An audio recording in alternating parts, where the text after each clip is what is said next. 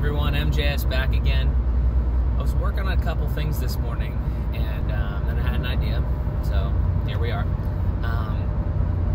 So it's this idea of,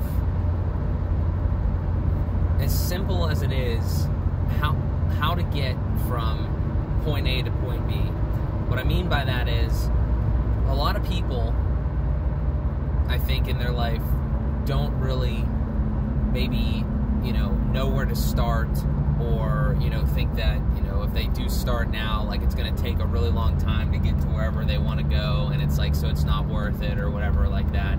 And I just want to kind of give a little bit of insight on as to sort of like how I've gotten to the point I'm at, and how I continue to live my life and continue to grow like that. So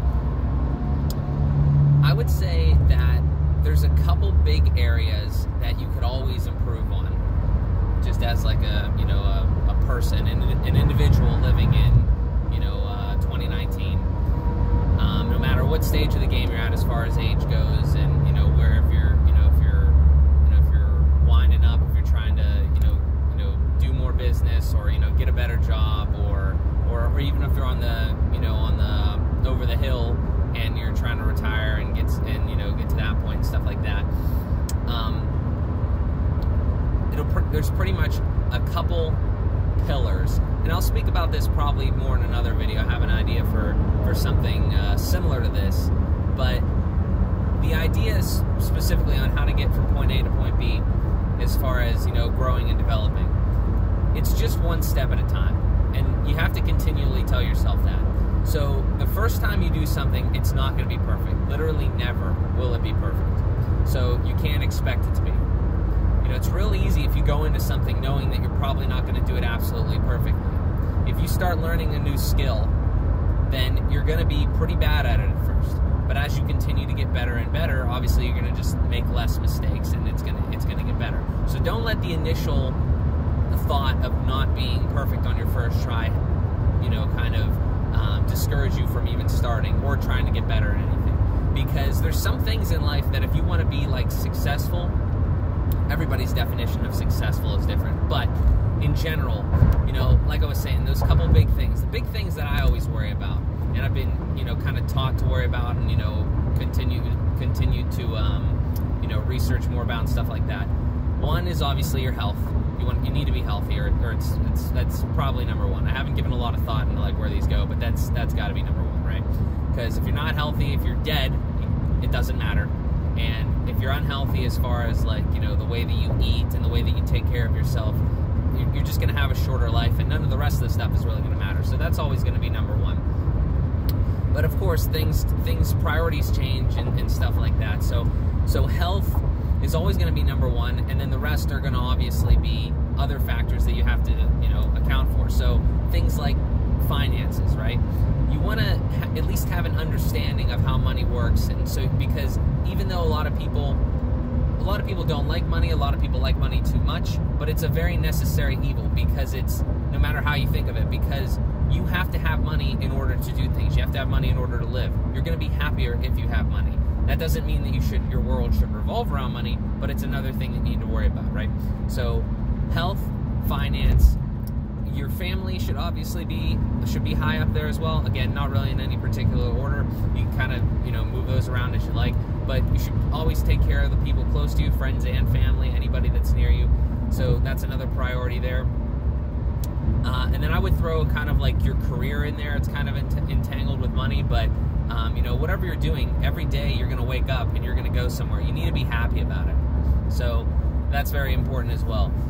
But again, to not get totally off track as far as like, kind of building in the priorities and everything, something that's really worked for me, and what this video is really about, the actual, tip portion, if you will, or, my advice, my recommendation is, don't, like, when you're looking, let's say your life is kind of, relatively in shambles, right? You don't, like, it's not going well for you. You don't think that, you think that there's a lot of things that you can improve on. You have to take it one step at a time. So those things that I just mentioned there, those like 4 pillars or of life or whatever, or things that you have to kind of worry about and maintain, there's no way that you could get all of those on track like in a day or in a week or whatever.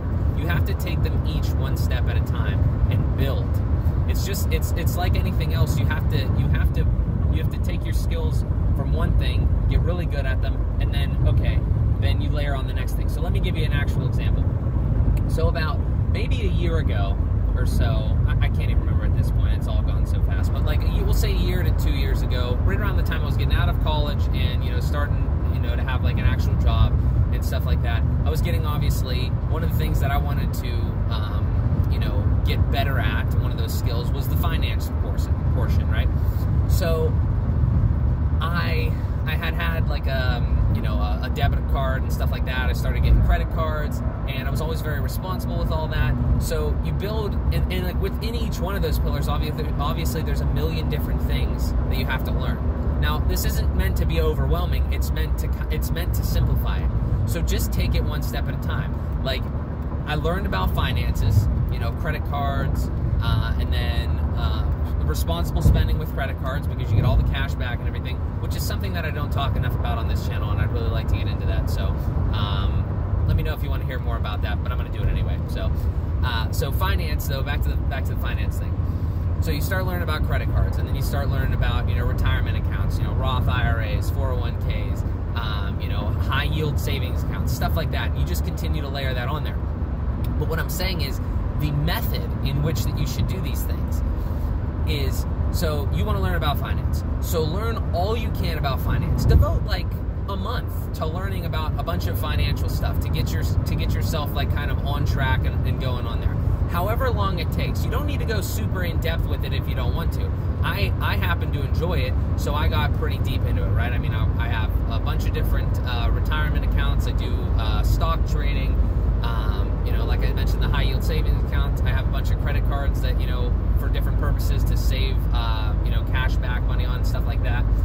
So it's very interesting to me. But you don't need to get that in depth into it. I would just recommend that you get to a point where like it's you understand how things work. Maybe you can answer a couple questions on it, just the basics, if that's where you want to go, and then you go deeper if you want. But the point that I'm trying to make is, take it one step at a time. Get to a point where you get to that plateau of finance again, for instance, and then you can kind of set it on autopilot.